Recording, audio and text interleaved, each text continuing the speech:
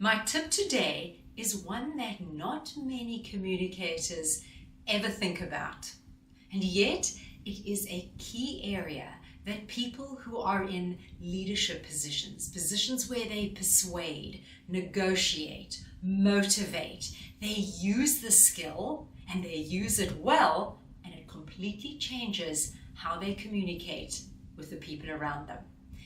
It can be done, and if you stay in it, I guarantee I'm going to tell you how to do it.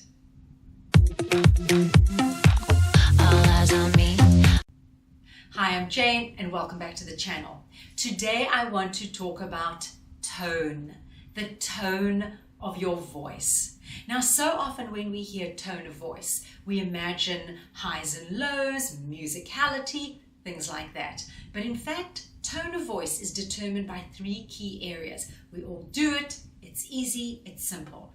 We vary our pace, we vary our pitch, and we vary our emphasis. And by playing around with those three areas, we can totally change the meaning of the words that we're speaking. Quickest and easiest way is think back if you've ever heard somebody say, "He spoke to me in a really harsh tone."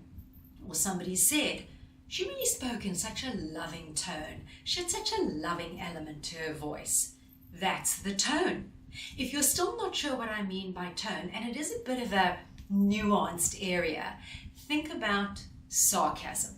Sarcasm is something that even children in elementary and primary school figure out very quickly. They're saying something that seems positive and approving, but in fact, it means the complete difference. So the child who says, "Oh, I really love broccoli for dinner, Mom," right? They don't like broccoli for dinner. Or think of the colleague who, when they hear that there's a meeting at 5 o'clock on a Friday, will say, "Nothing I love more than those Friday 5 p.m. meetings," right?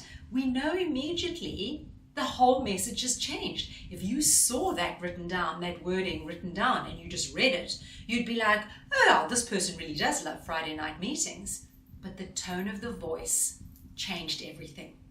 Now, as human beings, we are exceptionally finely calibrated to pick up on tone. In fact, we will pay more attention to tone than to the actual words. And to paraphrase Maya Angelou, she says something that people won't remember what you did or what you said, but they will remember how you made them feel.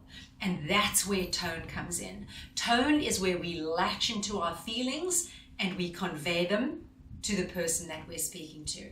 Now, leaders, as I said, and people who are rising and raising their skill set, their communication skills, will very quickly tap into this because it is a perfect way to change everything about the way you communicate to the people around you. So think about a situation like this. Normally, when we get into a difficult discussion, when we get into a complex discussion, we will operate completely from the emotion in our hearts. Now, most times, most days, that's absolutely fine. In general conversation, general back and forth, yes, go with our heartfelt emotions. But people who are master communicators won't use that default setting and simply speak whatever's in their heart. They will play around with tone. They will work with tone to make sure that what they're saying hits the other person at the right point. You need to meet your listener where they are, right? No point you being angry and upset if this person doesn't even know it or isn't going to respond. And I'll get into that in a bit more. Let me give you an example that I find often helps illustrate this. It's a simple sentence. It's a 6-word sentence, straightforward, and I'm going to say it in a couple of different ways. And you can play around with this as well at home, or you can pick any simple sentence. So let's say the sentence is, "You want to do that today," right? 6 basic little words. They don't convey much. Sounds like an interrogative, sounds like a question, not sure. It's a simple sentence. Listen to how I'm going to say it now. "You want to do that today?" Right? My voice went up at the end. I'm puzzled. And I also had a little bit of emphasis on that. "You want to do that today?" It sounded like of all the things to do today, you wanted to do that, right? So I'm puzzled, I'm a little unsure, I'm perplexed possibly. Let me try it again.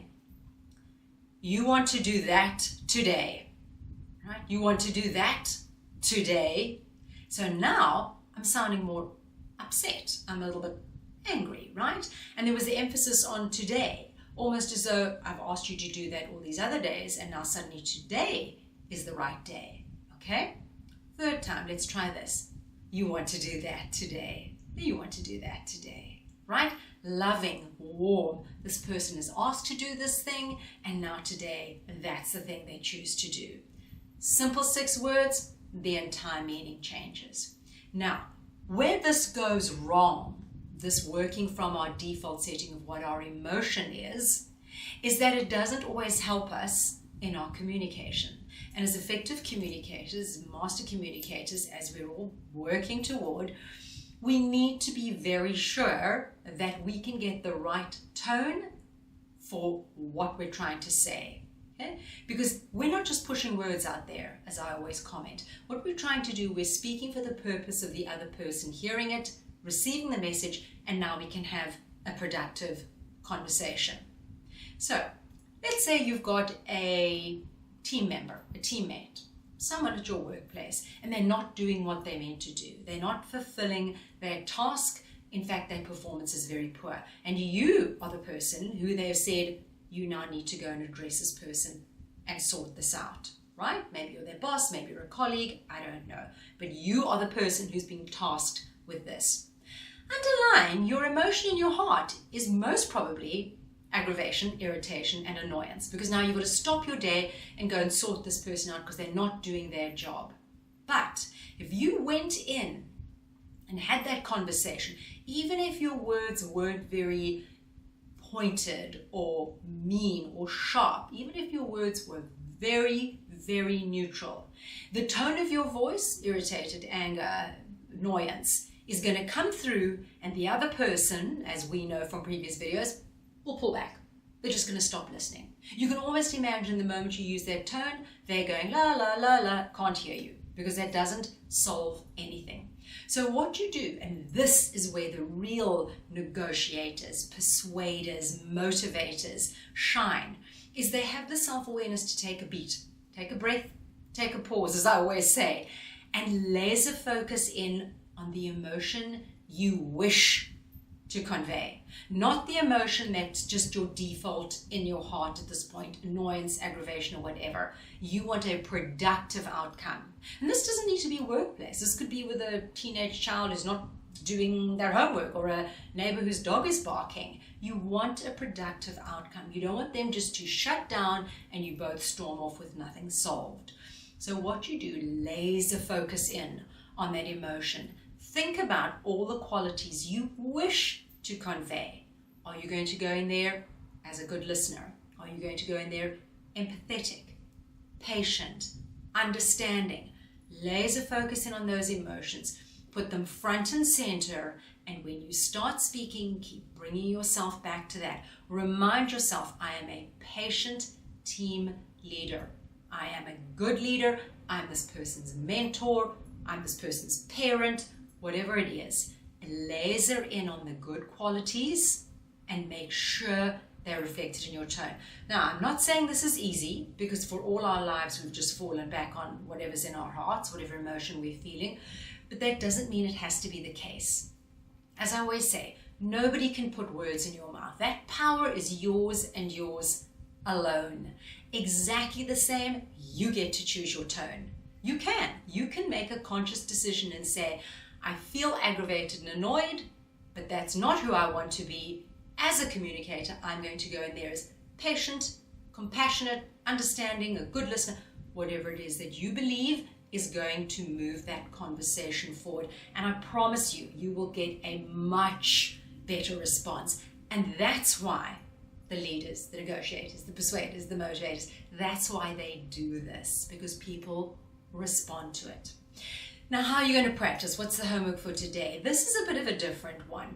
This is more coming from inside you. So what I recommend you do, grab a piece of paper, a device, your laptop, whatever it is, put at the top of it your job title, and your job title literally could just be parent or neighbor, depending on where your area is, or it could be team lead, boss, manager, whatever it is. Then under that, I want you to put all the qualities that you would dream of embodying. I am capable, I'm compassionate, I'm empathetic. Whatever it is that you believe that role would best have, put it down in a column underneath. And if you're struggling with that, think about, if I was a worker and I had a boss, what qualities would I like that boss to embody? I'd like him to be patient. I'd like him to be calm. I'd like her to be stable. Whatever it is, put those down, right? Because it has to start with you. The self-awareness has to come from you.